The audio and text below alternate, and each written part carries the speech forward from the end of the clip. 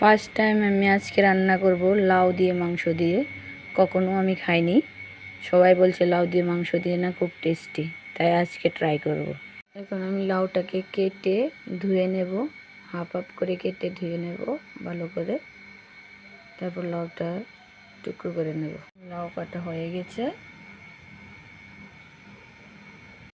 এবার আমি মাংস নিয়ে নিলাম, এগুলো ধুয়ে নেব ভালো করে।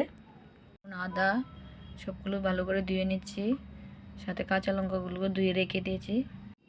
মশলাগুলো রেডি হয়ে গেছে। এখন এগুলো কাঁচা লঙ্কা পেঁয়াজ সবগুলো মিক্সিতে দিয়ে দেব, তারপরে পেস্ট করে নেব।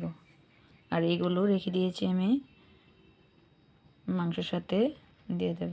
গ্রাইন্ড হয়ে গেছে। এবার সবগুলো মশলা একসাথে দিয়ে মাংসটাকে মেখে রেখে দেব। এখন আমি মাংসতে সব মশলা দিয়ে মাংসটাকে মেখে নেব।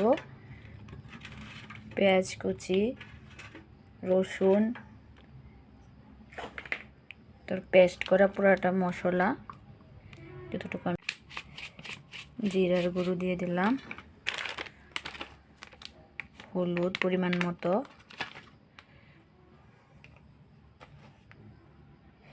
একটু গুঁড়া লঙ্কা দিয়ে দেব, তাহলে কালারটা ঠিক আসবে।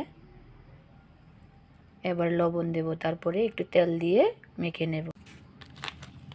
জিরের গুঁড়ো, ধনিয়া গুঁড়ো সব দিয়ে দিলাম। এবার সরষের তেল দেব, দিয়ে মাংসটাকে ভালো করে মেখে নেব। এখন আমি এক সাইডে মাংসটা রেখে দেব। এখন আমি গ্যাসেতে কড়াই বসিয়ে দিয়েছি, লাউগুলোকে ভালো করে ভেজে নেব।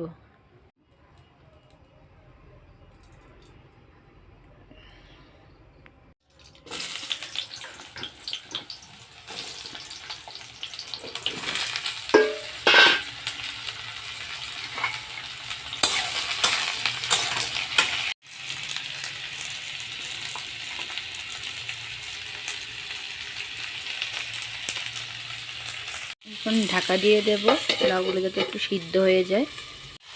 লাউ ভাজা হয়ে গেছে, এখন নামিয়ে নেব। নামিয়ে নিলাম লাউগুলো। এখন মাংস বসাবো, মাংসটা কষিয়ে নেব। হয়ে গেছে, এখানে একটা তেজপাতা আর একটু পেঁয়াজ কুচি দিয়ে দেব।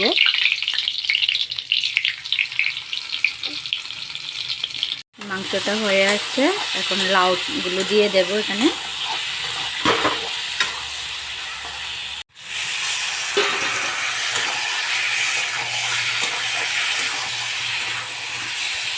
লাউ দিয়ে মাংস হয়ে গেছে, এবার গরম মশলা গুঁড়ো দিয়ে নামিয়ে ফেলবো।